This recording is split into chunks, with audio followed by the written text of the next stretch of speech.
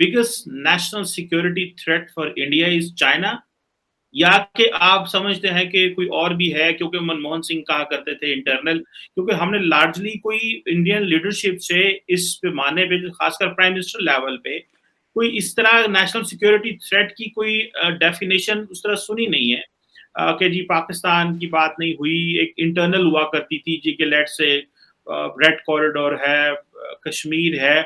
So is this China is the largest single national security threat, और is there anything else जो कि India समझता है कि वो है? चीमा साहब, आपका जो आकलन है, आपका जो एस्टिमेट है, वो गलत नहीं है। You are right. China remains India's biggest national security threat, और ये 97-98 में जॉर्ज फर्नांडिस साहब, जो हमारे उस समय श्री जॉर्ज फर्नांडिस थे हमारे डिफेंस मिनिस्टर, वो तब भी कह चुके थे। लोगों ने मजाक भी उड़ाया।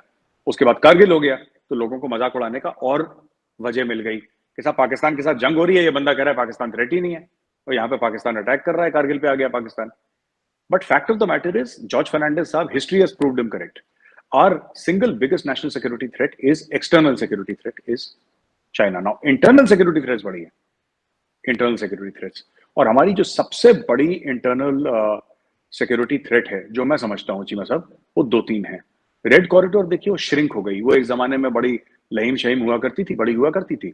वो बहुत हद तक शिफ्ट हो गई। जहां जहां रोड्स अंदर चली गई, डेवलपमेंट चली गई, नक्सल्स अब उतना पावर उनका स्वे नहीं है जितना एक जमाने, आज से 10 साल पहले था, वो नहीं है, बहुत कम हो गया है।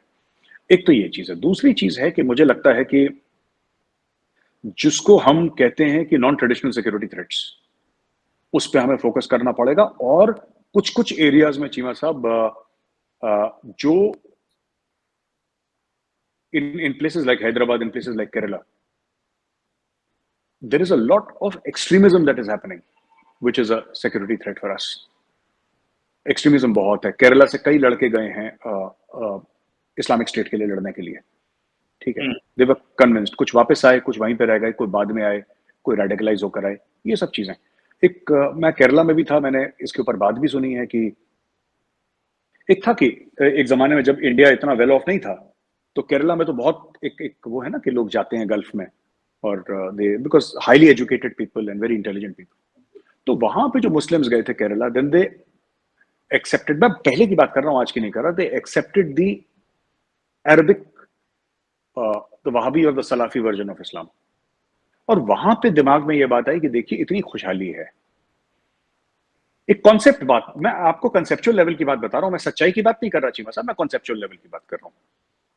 ये सच नहीं है जो मैं बोल रहा हूं, ये कॉन्सेप्चुअल लेवल है। इसमें ये बोला कि साहब देखिए, लोग आते थे, हमें याद है पहले पहले जो केरला से आएगा तो टीवी लेकर आएगा, फ्रिज लेकर आएगा। तो इंडिया की इकोनॉमी उस समय क्लोज थी, मैं 80s की बात कर रहा हूँ, 70s की बात कर रहा हूँ।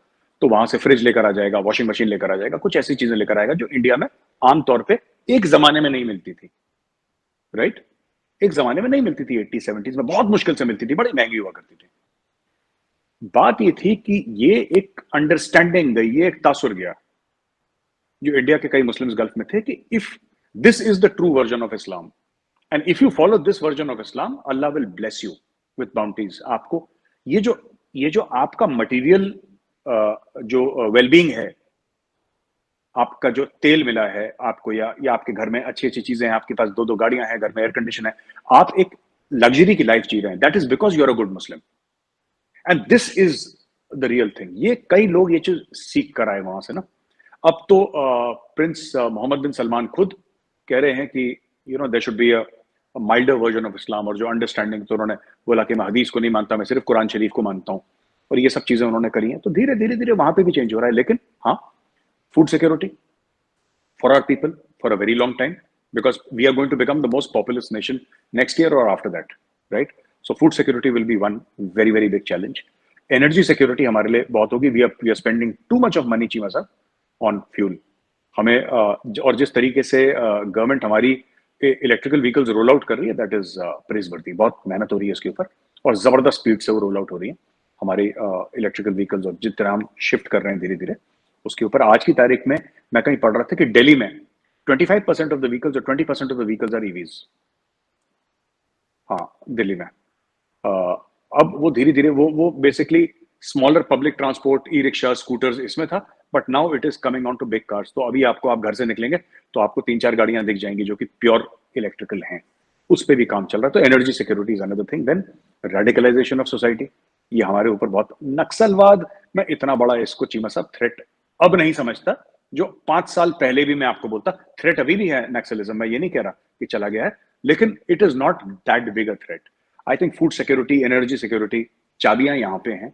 और जो एक्सट्रीमिज्म है, जो इस्लामिक एक्सट्रीमिज्म है, जो बाहर से लेकर आए लोग, क्योंकि इंडिया में ऐसा कभी नहीं था। इंडिया में जो कल्चर था ना, वो कभी ऐसा था नहीं। मतलब ज्यादातर, मतलब पंगे होते थे, फसाद होते थे, राइट्स भी इंडिया में बड़ी कॉमन थी, हिंदू मुस्लिम राइट्स इवन आफ्टर 1947 बहुत कॉमन थी, होती थी, इलेक्शन के पहले, इलेक्शन के बाद, इलेक्शन के दौरान। लेकिन वो एक जो चेंज आया है ना, दैट अलकायदा वाला, इस्लामिक स्टेट वाला, वो आइडियोलॉजी, वो इंडिया में नहीं थी, वो अभी आई है पिछले 10 साल में, which I think is very dangerous. तो ये सब चीजें हो रही हैं। मैं इसको थोड़े से मैं अगला जो आपसे क्वेश्चन करना चाह रहा था वो तो इंडिया सऊदी अरब पे करना चाह रहा था, लेकिन ये जो आपने मेरे से क्वेश्चन किया है, आपने बेसिकली जो नॉन ट्रेडिशनल सिक्योरिटी को डिस्कस किया है, मैं उसमें तो नहीं जाना चाह रहा, लेकिन मैं ये जो एक्सट्रीमिज्म वाली बात है, ये बात करना चाहता हूँ आपसे। ये बताइएगा कि ये जो आए रोज खबर मिल रही है कि फलां शहर से इतने मदरसे बंद हो रहे हैं, उस स्टेट से इतने मदरसे बंद हो रहे हैं, और जैसे आपने ये एक्सट्रीमिज्म का किया कि कुछ लोग जो थे वो गए लेट्स से मिडिल ईस्ट में और वहाबी ब्रांड ऑफ इस्लाम आया, तो आप क्या समझते हैं, क्या ये एक सिस्टेमिक ऑर्गेनाइज्ड एक और इंस्टीट्यूशनलाइज्ड थ्रेट है, या कि ये पॉकेट्स में आप इसको समझते हैं कि ये जो मजहबी इंतहा पसंदी है? क्योंकि अगर आप एक रिलीजियस इस्लामिक जो एक्सट्रीमिज्म की बात कर रहे हैं, तो इंडिया में एक और तबका भी है जो कह रहा है कि जैसे हिंदू जो है वो एक्सट्रीमिस्ट हैं, और वो भी द सेम वे मुसलमानों की प्रॉपर्टीज डैमेज हो रही है, ऑल दैट। तो ये जो मुसलमानों का है कि मदरसे बंद हो रहे हैं मुख्तलिफ स्टेट्स में, तो आप इसको ऑर्गेनाइज्ड, स्ट्रक्चरल, सिस्टेमिक समझते हैं, या क्या आप समझते हैं ये पॉकेट्स हैं? चीमा साहब, मैं अपना स्टेटमेंट ऐसा नहीं देना चाहता कि लोग समझे कम्युनल स्टेटमेंट है, लेकिन सच है, आपने कभी नहीं देखा होगा कि हिंदू बम लगा के फट गया कहीं पे और उसने मार्केट में 50 बंदे मार दिए, समथिंग लाइक दैट। ये आपको दिखेगा नहीं।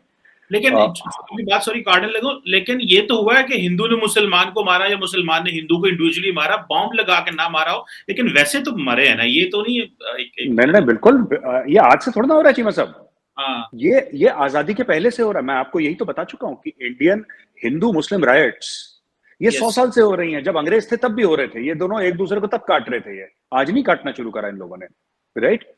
तो मेरा ये कहने का मतलब है कि चीमा साहब, ये both at a personal level भी है और इंस्टीट्यूशनल भी है। जैसे कि यू नो पीएफआई है, राइट, सिमी है, ये सब ऑर्गेनाइजेशंस है विद इन इंडिया, हु इनके इनके उंगलियों के निशान पाए गए हैं। The fingerprints have been missing in various acts of terror, ये लोग करते हैं।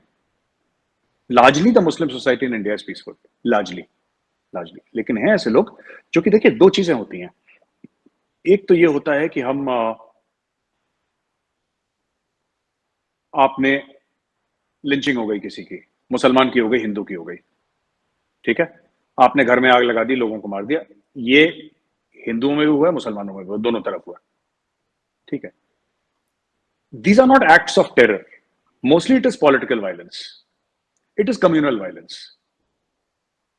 एक दूसरे के लिए नफरत, right? Problem is when you want to achieve political aims through terror. फिर वो बन जाती है टेररिज्म। और टेररिज्म में ये है चीमा साहब यहाँ पे कि ये सबके लिंकेजेस है ना, दे डोंट, आपने बोला कि इंडिविजुअल है कि दिस थिंग, इनके लिंकेजेस हैं। जो श्रीलंका में ब्लास्ट हुए थे, दे वर ट्रेस टू केरला। जो श्रीलंका में किलिंग्स हुई थी वहां पे श्रीलंका में, दे वर ट्रेस बैक। तो ये they were trace back to India, they were trace back to Kerala. तो बात यह है कि ये एक आइडियोलॉजी है चीमा साहब, ये एक आइडियोलॉजी। और मेरे काफी मुसलमान दोस्त हैं जो डिसएग्री करते हैं इस आइडियोलॉजी से, कहते हैं आराम से रहो, प्यार से रहो, तुम्हें क्यों इतनी क्या खुजली है कि ये कर देंगे वो कर देंगे, प्यार मोहब्बत से रहो, क्या दिक्कत है। लेकिन ऐसे लोग हैं जो ऐसी आइडियोलॉजी ला रहे हैं। तो वन ऑन वन किलिंग की बात नहीं कर रहा। When I mention terrorism, I am saying structured focused, और ये बहुत बड़ा नेशनल सिक्योरिटी चैलेंज है इंडिया के लिए, क्योंकि ऐसे हैं, स्लीपर सेल्स हैं उनके, और भी अलग अलग किस्म के काम करते हैं, अलकायदा वाले लोग हैं। इनफैक्ट रिपब्लिक टीवी ने बहुत बड़ा एक्सपोजे करा था आज से 2-3 साल पहले, बिफोर कोविड ना, where on camera that person was saying that.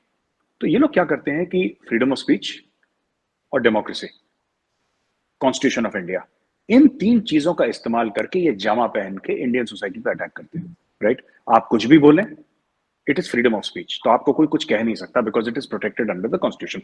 देश को कितना भी नुकसान हो उससे ना, कितना भी नुकसान हो मुल्क को, लेकिन आप बोल सकते हैं, तो आप बोलते हैं, ठीक है।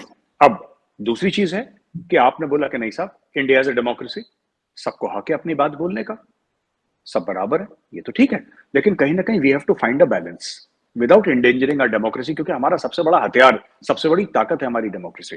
वो जैसी भी है चीमा साहब, मैं ये नहीं कह रहा कि हमारी डेमोक्रेसी परफेक्ट है, उसमें भी कई परेशानियां हैं, कई चैलेंजेस हैं, लेकिन these 3-4 things are the main internal security challenges for India. दोस्तों, सबसे ज्यादा खतरा हमें बाहरी ताकतों से नहीं बल्कि घरेलू ताकतों से है, जो लगातार पनप रही हैं। जब से मोदी सरकार सत्ता में आई है, तब से काफी लोगों की गलत हरकतों पर लगाम लग गया है, जिससे विपक्ष भी काफी परेशान है। जैसा कि आप देख रहे हैं कि भारत जोड़ो अभियान चलाया जा रहा है, जबकि भारत टूटा ही नहीं है, लेकिन प्रिटेंड ये किया जा रहा है कि भारत टूट चुका है और इसे हमें जोड़ना है। दरअसल ये भारत जोड़ो नहीं, ये सत्ता पाने का आंदोलन है। अब जिस तरह से मोदी सरकार लगातार कूटनीतिक फैसलों से देश को आगे बढ़ा रही है, विपक्ष सत्ता से हाथ धो बैठी है, कहीं दूर दूर तक उसे भी सत्ता में वापसी लग नहीं रहा है, और इसीलिए वो ऐसे आंदोलन कर रही है। पहले सत्ता की देखी का फायदा उठाकर बुरी ताकतें जो हमारे देश में रही हैं, वो देश का माहौल खराब करके रखती थी, और उसमें विदेशी ताकतों का भी बड़ा हाथ हुआ करता था। लेकिन जब से लगाम लगी है, तब से अंदर और बाहर दोनों तरफ के लोग परेशान हैं कि भारत को कैसे बैकफुट पर लाया जाए। इसीलिए जो खतरा हमारे देश के कुछ अंदरूनी भागों में है, उस पर ध्यान देना काफी जरूरी है।